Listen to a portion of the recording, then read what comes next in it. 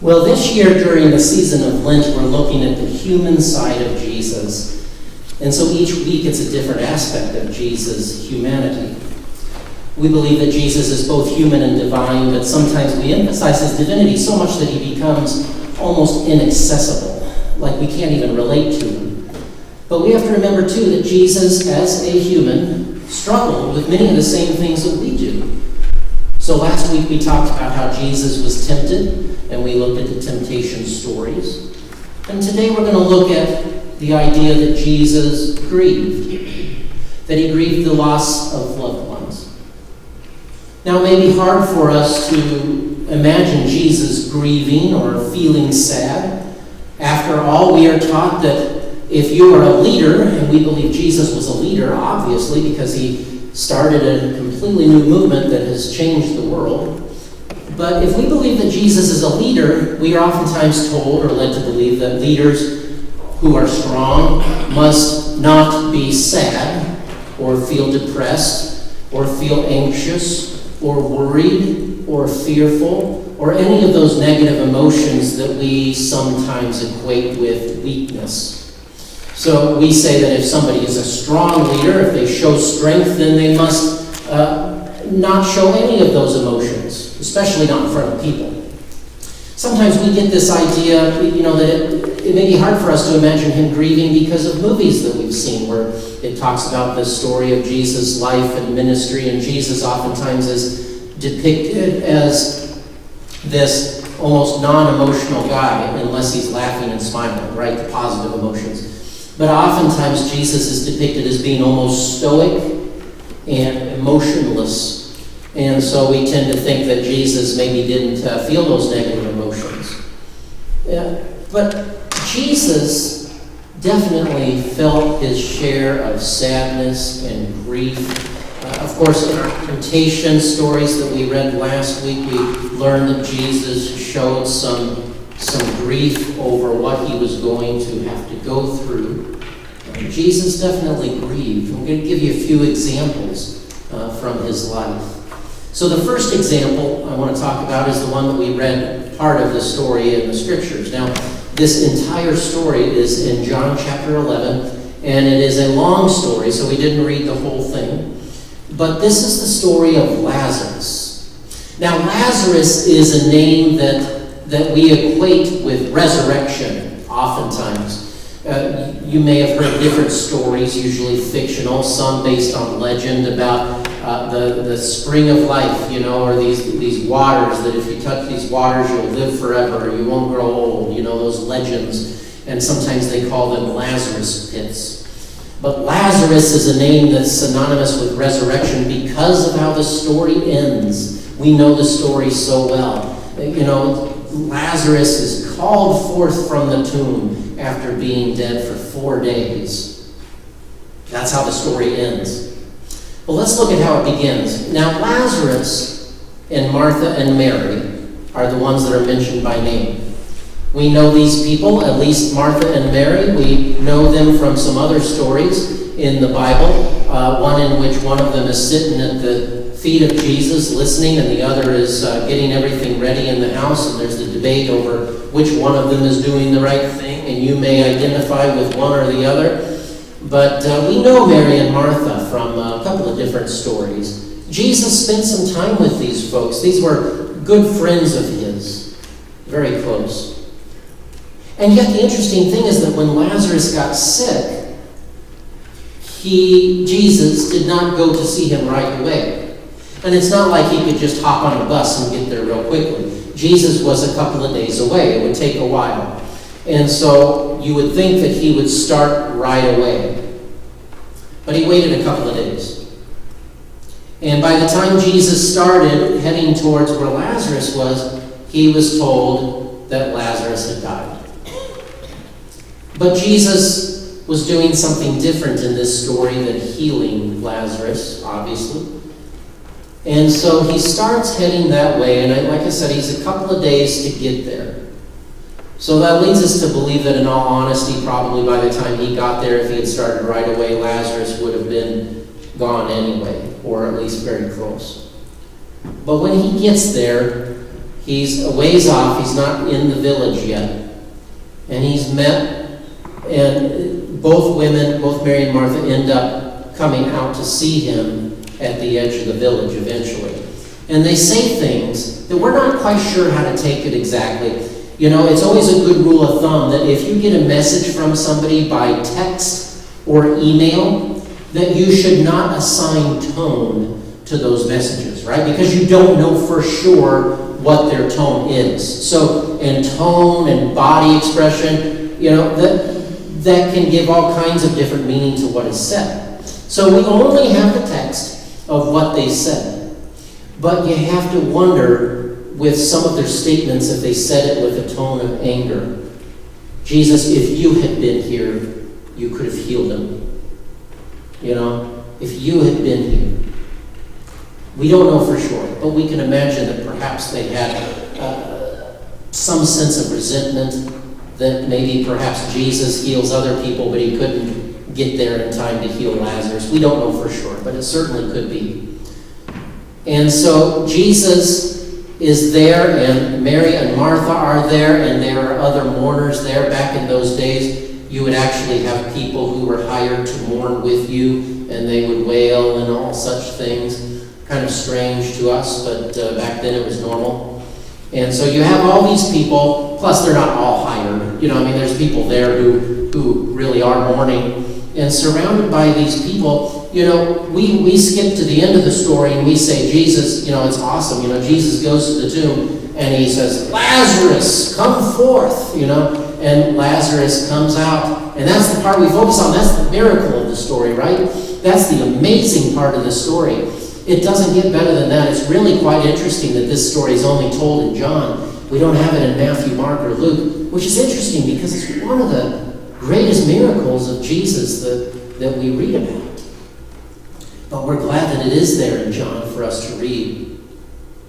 But as amazing as that miracle is, it's not very relatable. I mean, how many of you have experienced that? Show of hands? Not too many, right? You know, we have not seen somebody come back from the dead, right? We have not had that happen. And so that's not as relatable to us. But there is something in the story that is very relatable and it is very profound, even though it's not miraculous. But it's John 11, verse 35. Jesus wept. Jesus cried, if you prefer that terminology. The shortest verse in the Bible, you can impress your friends, the shortest verse in the Bible, John 11:35, Jesus wept. But in that short little verse, 2 words has profound meaning. As we realize that Jesus grieved, Jesus wept at the loss of his friend Lazarus. That's really quite amazing when you think about the fact that Jesus was just about ready to call him forth. You know, we're taught that when somebody dies that we should look at the positive. We should look at the silver lining. We should look at, well, at least they're with God. At least they're in a better place. At least they're not suffering. There is the resurrection, and of course we mourn as those with hope, right? But Jesus had more hope in the resurrection than anyone else, right? I mean, he knew about the resurrection, and he knew he was about to call Lazarus forth, and he still cried. And so that leads us to know and realize that we can grieve, and we can feel those emotions and cry, and not feel as though somehow we are weak when we do so, because Jesus wept.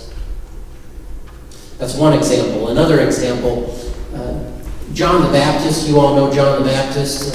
He, remember when Mary was told by the angel Gabriel that she would be giving birth to Jesus, she was also told that her cousin, her relative Elizabeth, was also pregnant with John.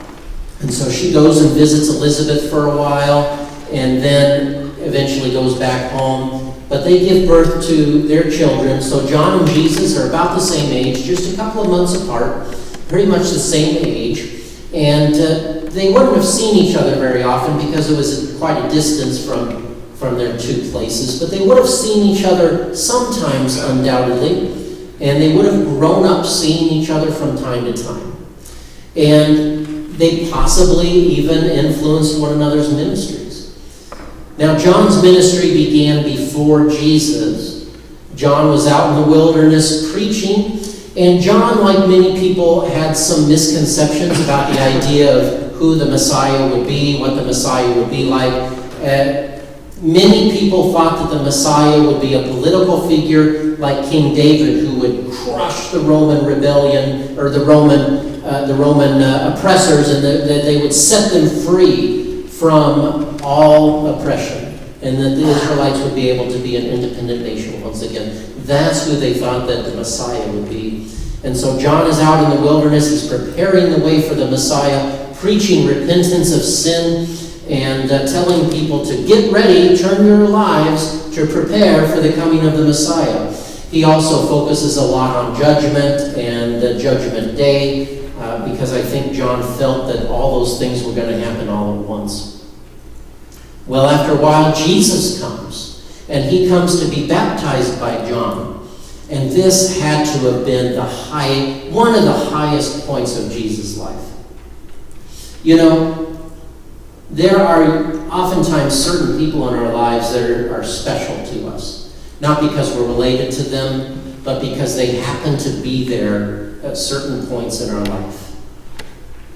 The baptism of a child, a wedding, a funeral, a celebration, 50th wedding anniversary celebration, different milestones. When certain people are there, when they show up, when they take part, they hold a special place in your life. And for Jesus, he was baptized by John. And then when he was baptized, he heard God the Father say, "This is my Son whom I dearly love." What a day of affirmation for Jesus. And there was John, the one who baptized him. No doubt they had a strong relationship. Now, as things progressed, John was arrested. John was an eccentric preacher, and he gathered quite a following around him. Some people were convinced that he was the Messiah, even though he denied it, and he said it wasn't him. Some people thought that he was the Messiah, and so the governing authorities were worried about insurrection and rebellion, and so they arrested John. And as John is in prison, this is interesting, John sends some of his disciples to go to Jesus and ask this question. He sends them to ask, "Are you the Messiah, or should we look for someone else?" Ouch. Ouch. That's a stinging question. That'd be like if you said to me after church, "Mike, are you the pastor, or should we be looking for someone else?" You know, that would sting. You know, that's the question that John asks Jesus. Are you the Messiah, or should we be looking for someone else? John is obviously facing some serious doubts about whether Jesus is who he thought he was going to be or not, because Jesus is not following the script of what John thought the Messiah would be doing. And so he asks him this question. Jesus, you have to wonder what he was thinking, but Jesus says to the people who were sent, he says, "Go tell John what we see and what we hear. The lame walk, the blind see, the sick are healed, you know, and all these things are signs that I am the one." Well, you know, they've had some good times together, they had some trying times together, but things do not end well for John. He is killed. You can read the story in Matthew 14. There's some political reasons for that. But when Jesus hears that John is killed, what he does is interesting. It says that he goes off to a place by himself to pray. He's mourning. He's grieving. He goes somewhere by himself to pray. Now, he doesn't have long, unfortunately, because a crowd comes and they need ministered to, and he has compassion on them. But he grieves the loss of John. One more. And that's his father, Joseph. Jesus' father, Joseph, you know, we see him all over the Christmas stories, the narratives. We see Joseph when Jesus is born. We see him in the one story about his childhood. But when Jesus is grown up, no more Joseph. He's nowhere to be found. We don't know where he is. He's just gone. Mary's everywhere, but there's no mention of Joseph at all. And most scholars believe that probably Joseph died at a young age. And so we are left to infer that Jesus probably went through the death of his father at a young age. We don't read about that anywhere in the Bible. It's just an inference. It could be wrong, but it's very likely. And so we have here at least 3 instances with John the Baptist, with his father Joseph, and with Lazarus, his friend. And there could have been more, but those are the ones that we can see and we can infer. And so there is no doubt at all that Jesus grieved. You know, we can grieve many things in life. We can grieve more than just when somebody dies. We can grieve the loss of a job. We can grieve any kind of disappointment in life. That's not to say that other disappointments in life are equal to losing a loved one, but nonetheless, we can grieve many different kinds of things. And I've shared I think it was the last sermon series, I shared real briefly about the stages of grief. And the stages of grief that we go through just help give us terminology to help us to understand what we're going through. So, you know, the first stage of grief, denial. Denial is not denying that the person actually died or that you lost your job or whatever it is you're grieving. It's not denying that it actually happened. Denial is basically not dealing with it, not focusing on it because you can't, because you need to survive. So instead of letting yourself focus or dwell deeply on what it is that you lost, you focus on what is at hand, you focus on what needs to be done, you focus on surviving the day and the next day and the next day. This oftentimes happens, especially as we prepare for funerals. All the things that we have to do to get ready for, all the lists of to-dos, and we just go and get it done, and we don't think about it, because if we did, we wouldn't be able to function. The second stage is anger, and you're not necessarily going to be angry, but it's when we allow ourselves that time to actually think about it and to feel the feelings. And oftentimes for people that's anger. Not always, but oftentimes it's anger. It could be anger at the situation, anger at God, it could be misplaced anger, but still justifiable because, angry at anything. But you feel your feelings and you allow them then to be felt, and you think about it. The third stage is bargaining, and that's where you imagine all kinds of alternate futures. You say, if only, or what if. So if you lost your job, you could say, if only I hadn't shown up 2 hours late, right? Obviously. That's not a good one. But you might say, if only I had not lost my temper with my boss, if I could have kept it in. Or we say, what if this person could have been healed, like what Mary and Martha said to Jesus when they said, if you had been here, you could have healed him. Those are those alternate futures that we imagine, and we think about those things. That's natural, and then eventually, though, we come to realize, okay, this is my life now. This is my life now. And at first, that can lead to depression. Not a depression that is like a medical diagnosis. It's different. It can lead to that. But it is a stage of depression where you feel detached or disassociated, and you don't feel like doing things. You don't feel like going out. If you do, it's not because you actually want to. It's because you're making yourself. And so depression is normal and a natural response. It's not that there's something wrong with you.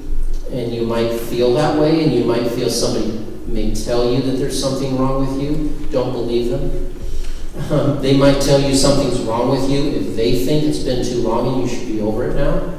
Don't believe them. Don't compare yourself to other people and how they're doing or how quickly they're progressing. How long is too long? You have to decide that. I think the key is that if you feel like it's too long, if you feel like you're stuck, there's nothing wrong with seeking help, whether it be seeing a counselor or getting involved in a group. Again, I've shared before, in our community we have at least 2 groups. We have the Grief Share that meets at the First Baptist Church. We also have the Lean Into Life group that is connected with MER2, and Sandy Clemens facilitates that. There are probably other resources as well, but there are plenty of things to help us as we go through. But the last stage is known as acceptance.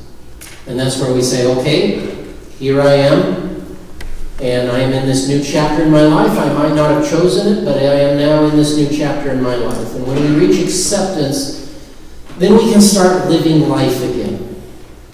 We can start living life again, and we can start going to things, sometimes because we want to, not just because we're forcing ourselves to. We might actually be able to start enjoying life again, having some fun, and enjoying other people's company and activities and things like that. And we might realize that, yeah, life is not the same, but life goes on. Life continues on. And so that's acceptance. So those just terminology to help us to make sense of grief's terrain. It's not necessarily a formula or a map, but it helps us put words to what we are feeling. No doubt Jesus, in his life, dealing with the losses that he had, probably felt some of these same feelings going through grief. If he was human, which we believe he was, then he went through some of these same feelings from time to time in his own life. And so do not feel that if you are grieving or if you are feeling any of those things that you are somehow weak. You know, we sometimes say when somebody is able to go through something without showing emotion or without crying, we say, oh, that person is so strong. You know, that person is so strong. But it doesn't necessarily mean that person is stronger than the person who is crying. You know, it just means that everybody's wired differently. You know, and so some of us, we express emotions more or less than other people, but it doesn't mean we're necessarily stronger or weaker. Emotions don't make us weaker. And so just remember, when you're going through some of the rough times in life, that when you're feeling those things, when you're grieving, remember that you're not weak. You're not weak because you're feeling those things. Because Jesus also felt those things. And if Jesus felt those things, then you're certainly allowed to as well. But when we feel those feelings, know that we're not alone. That Jesus, the title of our sermon series, he knew our griefs. He knows some of the things that we go through because he went through them himself. And so as we go through those things, we can come to Jesus in prayer, and we can know that we're not coming to some stranger who has no idea what we're going through. We come to somebody who is intimately aware of what we are going through because he's gone through it himself. And he can offer us hope and life and a future. Amen.